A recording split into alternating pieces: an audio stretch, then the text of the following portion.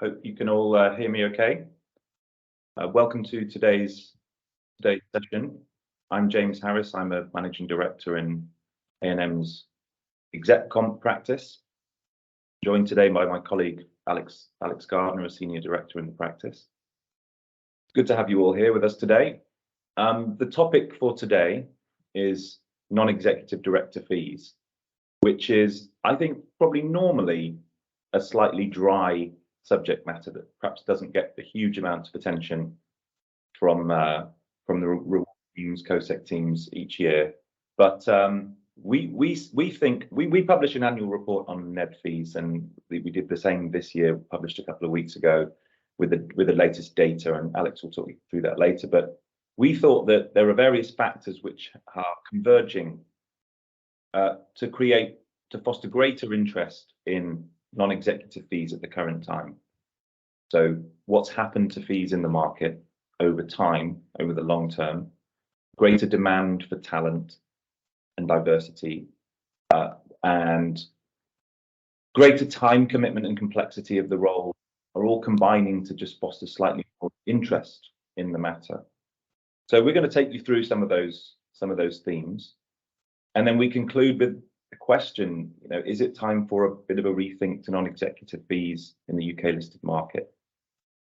So I'll take you through that. Then we have a couple of polling questions, which will be interesting to get your guys' input in what you're seeing from your side. And then I'll hand over to Alex, who will go through some of the highlights from the latest data. And we'll leave a bit of time at the end for Q&A. You can ask questions throughout, either in the chat or in the specific question function. So we'll try to leave some time at the end to pick up some of those questions. And the session is being recorded, and the slides will be available, and we'll distribute those after the session. So let's get cracking. So what's been going on with NED fees in the market?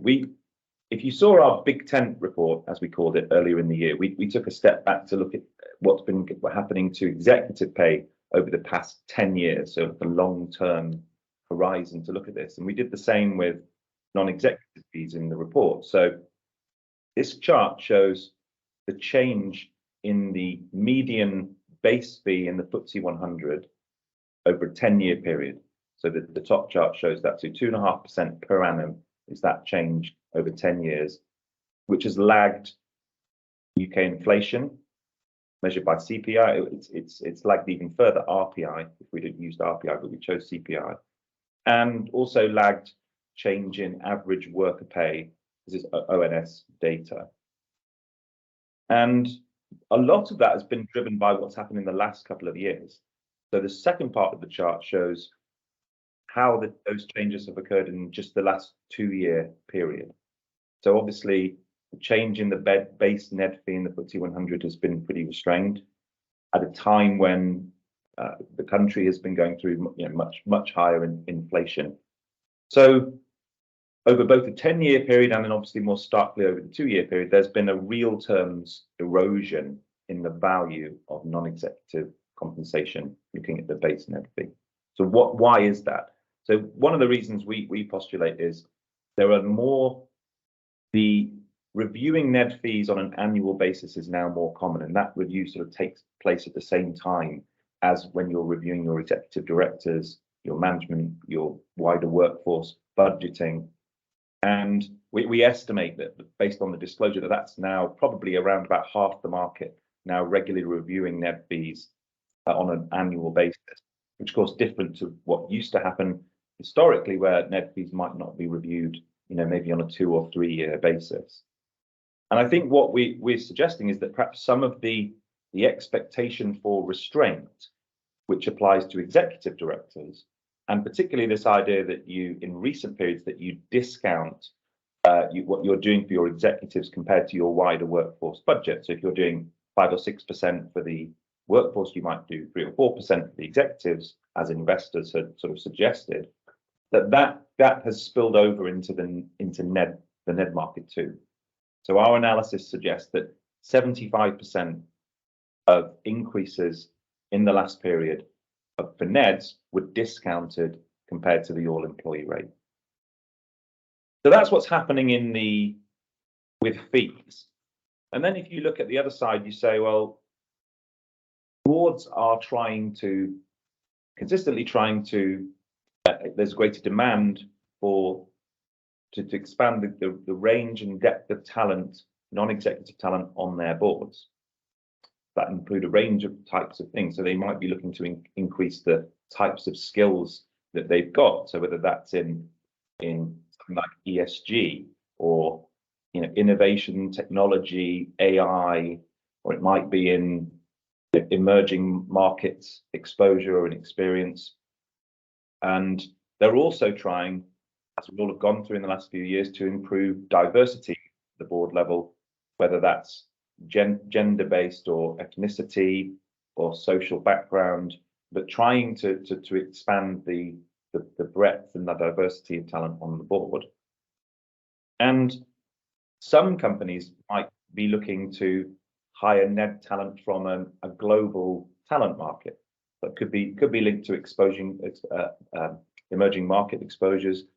You might want to have certain types of skills that they feel they can get best in an international market. So we wanted to delve into that a little bit more this year, where we looked at this chart is comparing the base NED fee in the FTSE 100, the interquartile range, that's the left-hand bar, with the base NED fees in a sample of similarly sized US listed companies. And you can see that the market is an order of magnitude larger in the US than it is in the UK. And I mean, the world is larger than just the US, but of course there is often a demand to try to seek talent from the US. Equally, when you have NED talent in Asian markets or in South America or in Africa or in other emerging markets, they have a choice to go, they go to the UK or to Europe or to a US company. So it's relevant information to understand, just how the UK positions itself.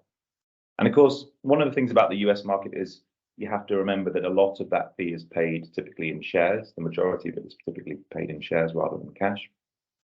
But equally, we tend to understand that the time commitment in US companies is often lower than it is in a UK company, which makes that fee comparison even starker. So then let's move on to this point, which is, again, we're saying fees are flat and down in real terms at the same time that the time commitment and complexity is increasing. So we don't have any hard data on time commitment for non-executives or how that's changed, but it's widely acknowledged from when we speak to non-executives, when we speak to others in companies, that there has been an increase in time commitment, complexity, and risk. I mean, if you look at something like the increasing requirements of the board to look at the ESG agenda, which was not as prevalent, only a handful of years ago, and has been added to the board agenda. Nothing's been taken away. So there's an increasing agenda for the board to consider. In our paper, we looked at specifically the remuneration committee, which is what we're all very used to. And if you think about how that role has changed in the last 10 years, so with the requirement to have remuneration policies, a legally binding policy reviewed every 3 years, prior to 2013, that wasn't there.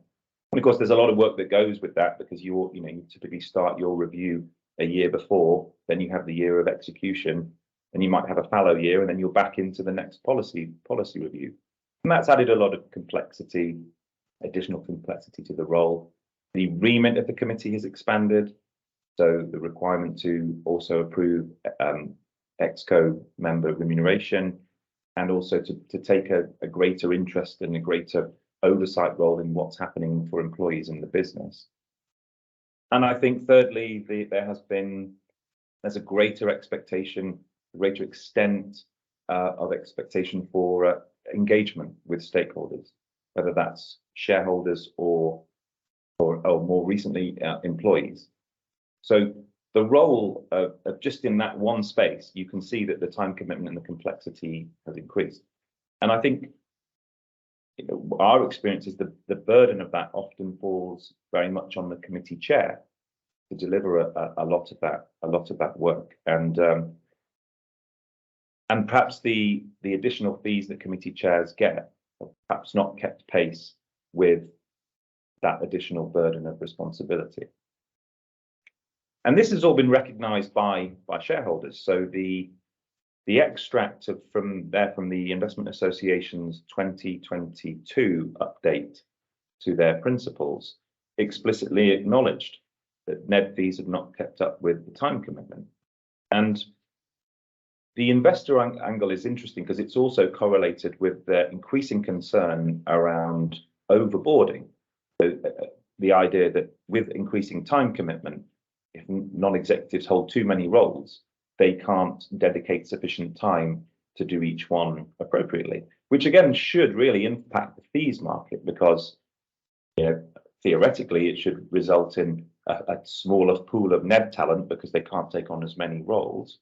And equally, it means, a non-executive looking for a portfolio NED career and looking to make a certain amount of income from that will struggle to do so if they are restricted on how many they can take up. And just generally the investor perspective on fees is that on NED fees is that they're not particularly interested compared to how they feel and the scrutiny that they give towards executive remuneration. And I was with a very prominent member of the UK investment community recently on remuneration who explicitly made that point and off the record that look, we don't really care as long as you fall foul of things like granting options or some structural feature that they don't like. The level of fees is just not a particularly huge concern. And I think on the overboarding, what they'd like to see is the market perhaps move to a place where non-execs get paid a little bit more for doing fewer roles and then being able to dedicate the sufficient time to those roles to do them well. So that was all of that. In theory, suggests that we should think about perhaps changing how fees are done in the UK. We wanted to test that, so we spoke to a number of leading recruitment agencies in the NED market just to test. When they're on the front line in the NED market, is it really making any difference? Is it really restricting what they can do? And they said that it is an important issue, but it's very nuanced with non-executives. So the best way to think about it is that there's this kind of balance in how they think about their roles. And what's changing is it used to be the case that a lot of the non-monetary factors were more important than the monetary factors, than the fees. So the nature of the role, who you're working with, being able to use your skills and make a contribution, that outweighed the risk and reputation and the time commitment downsides of the role, and that would push them to take the role.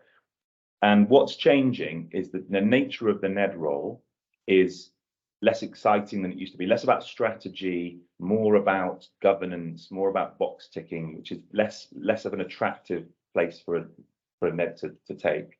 Time commitment has clearly gone up, as we've already spoken about.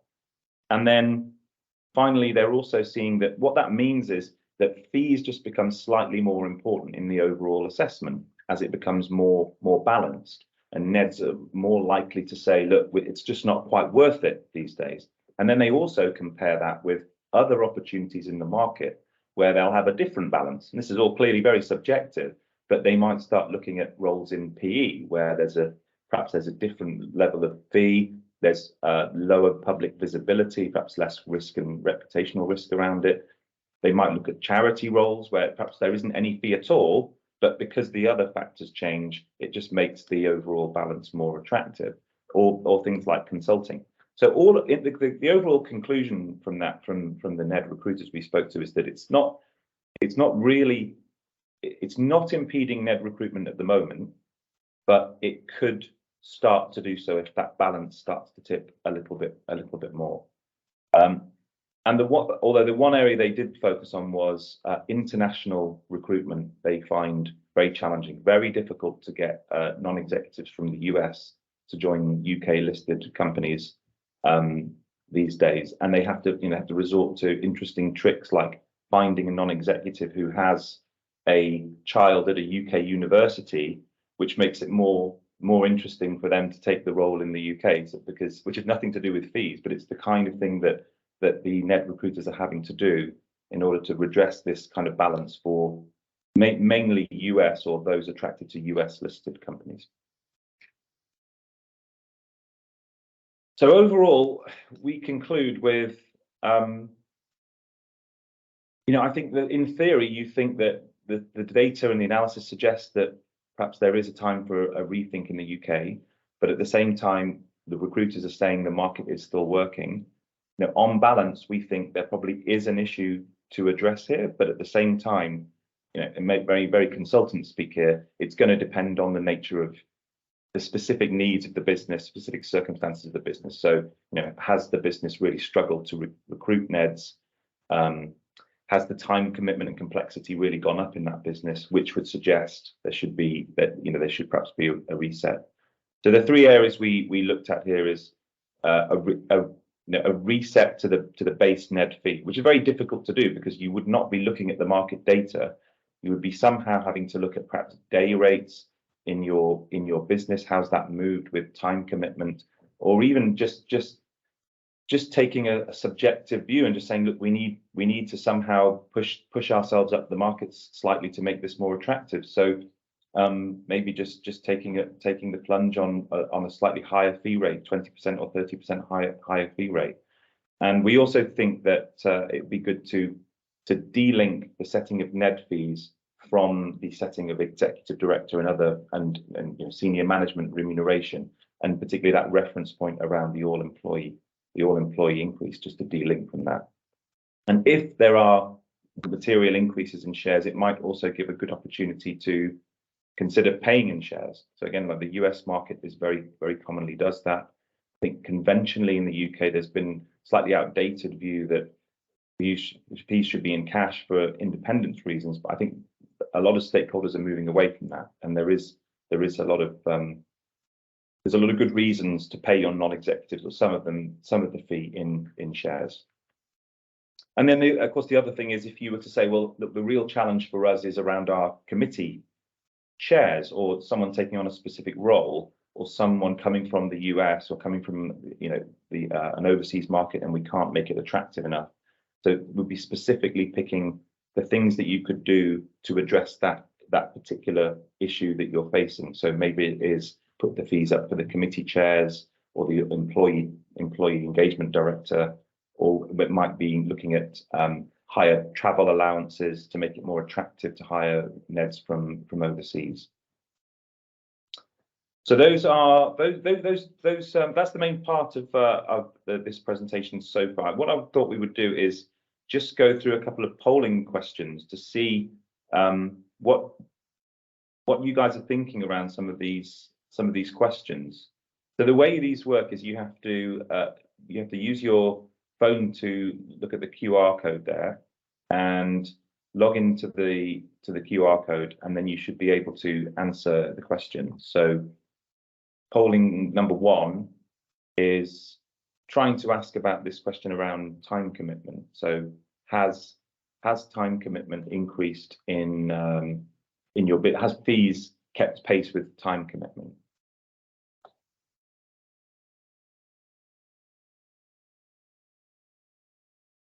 I had some very good feedback from a trusted colleague on this, that we didn't give enough time for these to be answered in our previous webinar, so I'm going to skip some time.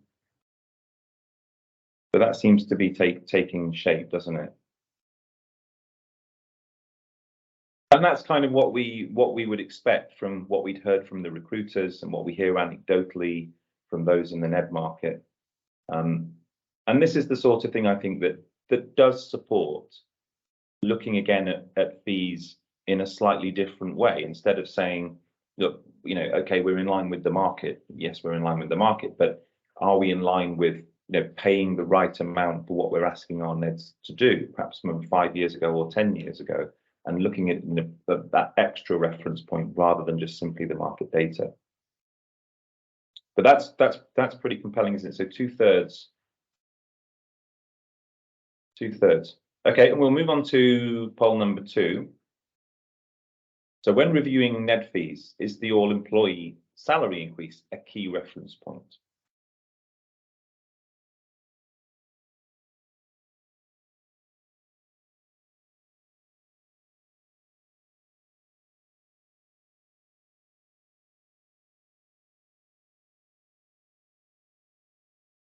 Okay, and this one's taking shape as well. And I think this is a slightly nuanced point here, because what we are saying is it should be a reference point. It's useful when you're thinking about your non-executives to say, okay, let's have a look at the market data, but let's also look at what we're doing within the business. That will be disclosed. Let's see how that will look. I think what we would say is there's less pressure to align the non-executives to the all-employee, to a discount to the all-employee rate as there is for executive directors. So part of the reason that fees for non-execs have fallen behind on a real terms basis in the last couple of years has been this discounting, which is overspilled from the way that executives have been treated. Okay, poll 3. It'd be interesting to see what we get here. So in your experience, has it become more challenging to secure NED talent?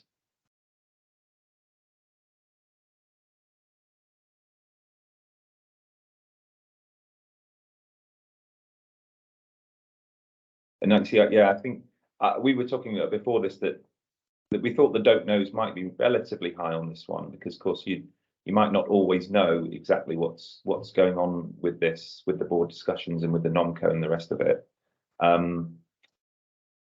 But that again, so this is taking shape, and I think this one does support the view from the recruiters that that it's on the balance, but actually still we're in a place where we can still recruit. So it's it's not a huge stumbling block at the moment, but it is. We're looking at a third of the market saying yes, it is more of a challenge. So that's interesting. And the final one, is addressing NED fees likely to be a priority area for your business?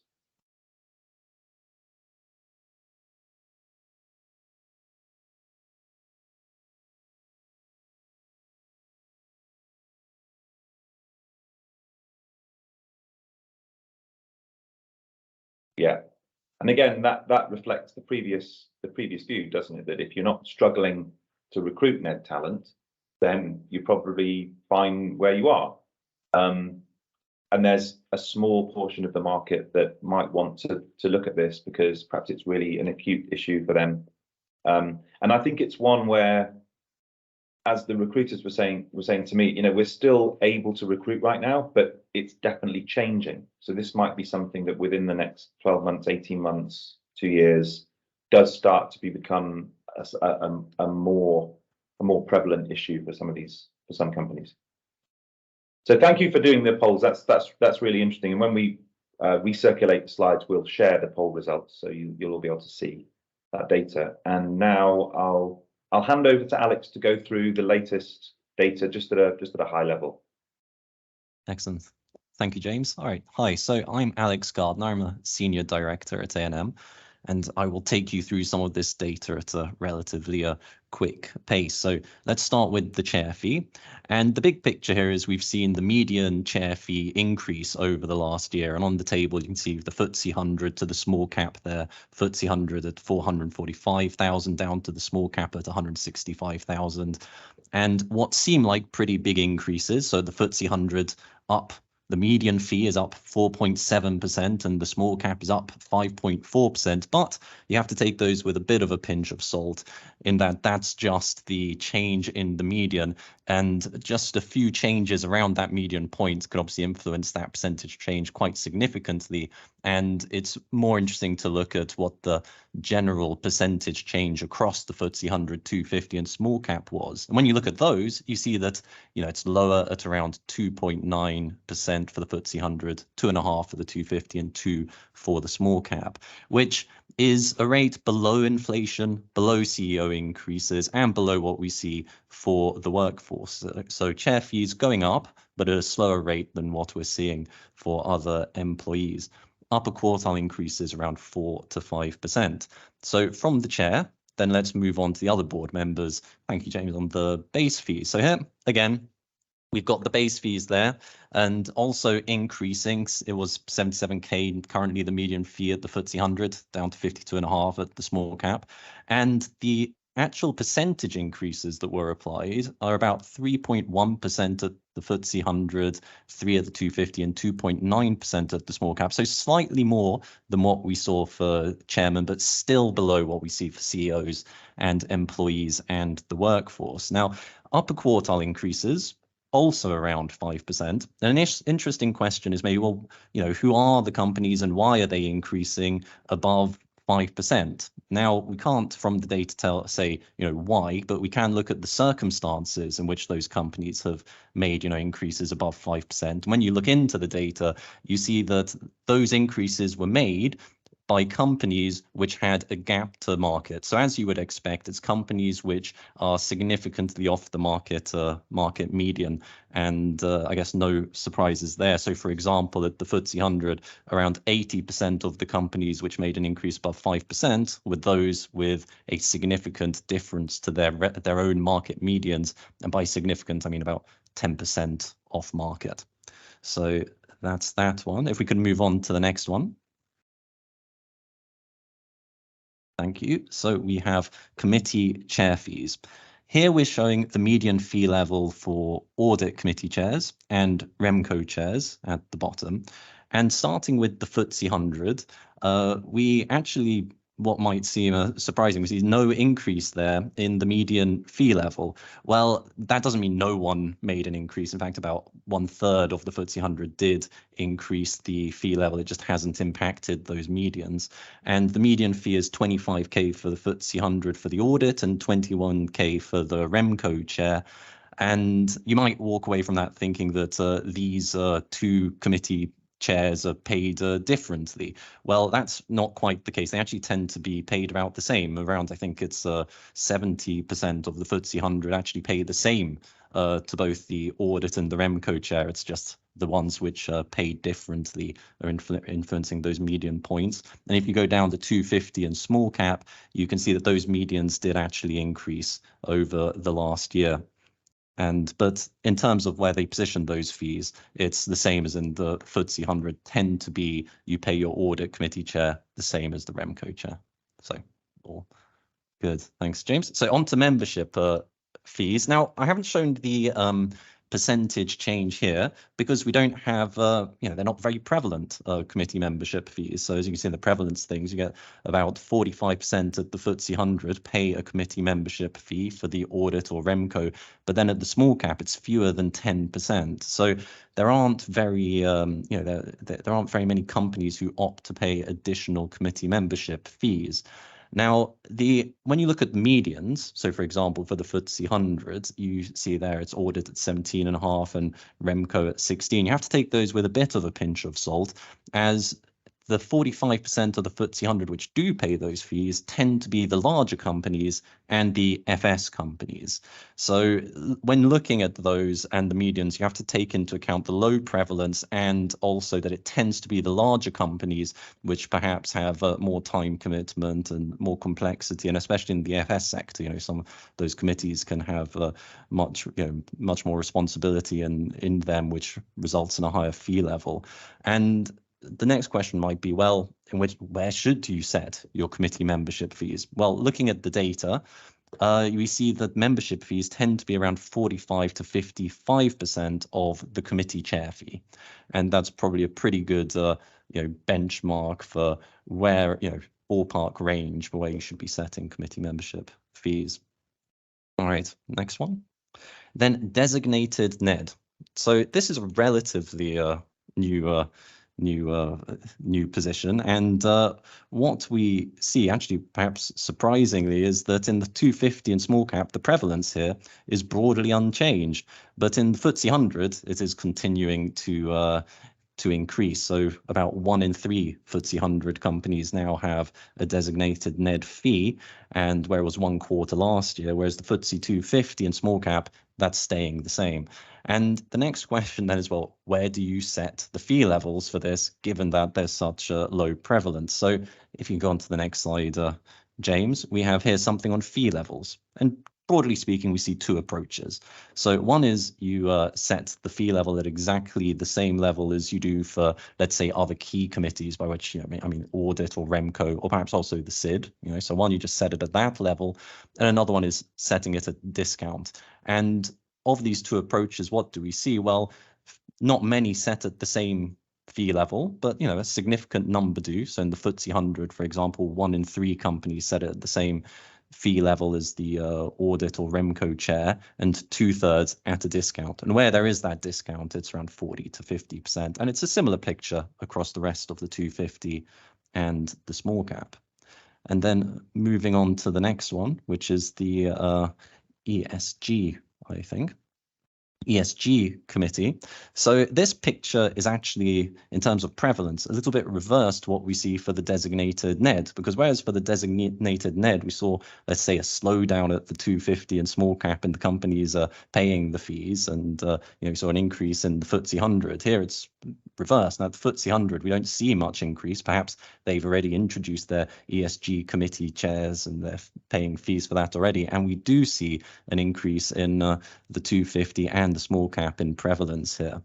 And where do the companies tend to set the fees for this? Well, it's usually at about the same level as the other key committees. That would be the same. Your ESG committee chair gets paid the same as the audit or the REMCO chair. But at some larger companies, we do sometimes see a smaller discount of about 15 to 25%. And that's that. So in summary, what have we seen over the last year?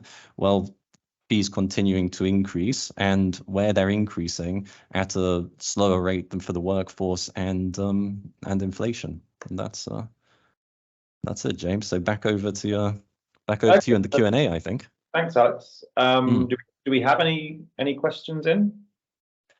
So in fact, we had just now. So let me see.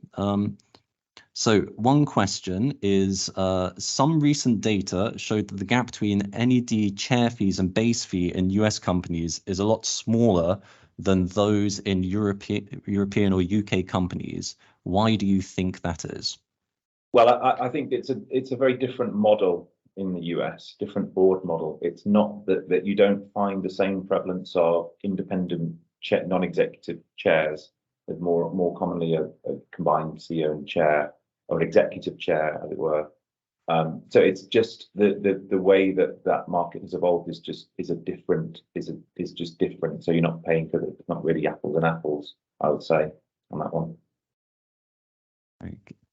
So, and then in the chat, we've got a question here. So to me, actually, it says, when looking at this cohort, are all organizations broadly equal in terms of time commitment, i.e. 12 board meetings a year? So I missed that one, which data we were looking at, because it was in the chat, but we haven't actually got data on the time commitment for that. So it would I can't actually, I'm afraid I can't actually answer that. I mean, James, we don't. It's not disclosed. I wish we did, because it would be incredibly helpful. And I don't think there is any data out there. I know there used to be some surveys from many years ago. I've not seen anything more recently, but I think it would be a useful thing to understand. I mean, I think in your own business, it's something that you would be able to do.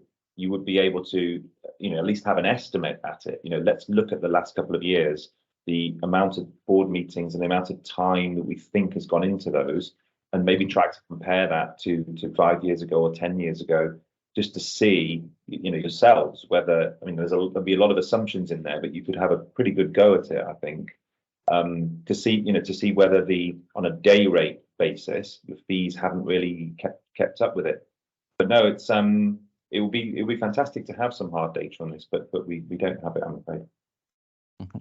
And another question here is, do you see the same patterns and issues play out for significant unlisted subsidiaries in the UK? I mean, you know, for on your unlisted subsidiaries, you've got a lot more flexibility on what you're doing. We don't have any data on that ourselves to be able to track how the fees have moved in the unlisted world. So, you know, I suspect it's not quite the same pressures that are happening. I think you'd probably be a bit more commercial in what you're doing there. And I think that part of the move that some listed company NEDs might want to do is to that sort of thing. Private company or unlisted, the subsidiaries would count too in that there's less visibility of it, there's less potential risk around it, there's possibly a more from their perspective a more interesting role to play rather than what they're currently seeing on the listed company side, which is where there's this increasing feeling that what they're really doing there is sort of box ticking and a very governance focused agenda, which is less interesting. So it speaks to that slide we had with the balance of the types of factors that NEDs will think about, and it could well be that those types of roles are becoming more interesting on that balance than a listed company role. Okay. One more question here. So in UK companies, do you see a typical ratio between the chair's fee and an NED base fee? Well, we could definitely calculate that, couldn't we, Alex? But I was almost did that yesterday actually, and then just in preparation. So David's asked a good question here, but it's something we could do next time. I could only speak from what I've seen in the past. I'd be a bit worried to put that on record before I've had a look, though, just to confirm my suspicion. So yeah, I don't think I've got an answer at the moment for that. Well, we're just over time, I think. So if there are any questions we've missed, we can come back round and try and come back to you separately on that. Clearly, the report itself and the slides which we will distribute have a lot of data in there. If you look at those and you'd like a more specific cut, or you'd like to chat through in a bit more detail some of the themes we've raised, so some of this idea of, if you were going to increase fees, how might you do it? Because you're not really looking at the current data, you're trying to do something else. Give us a shout. We'd love to chat to you about it and love to help. So our contact details will be in the slides. And other than that, thank you for joining today, and have a good day.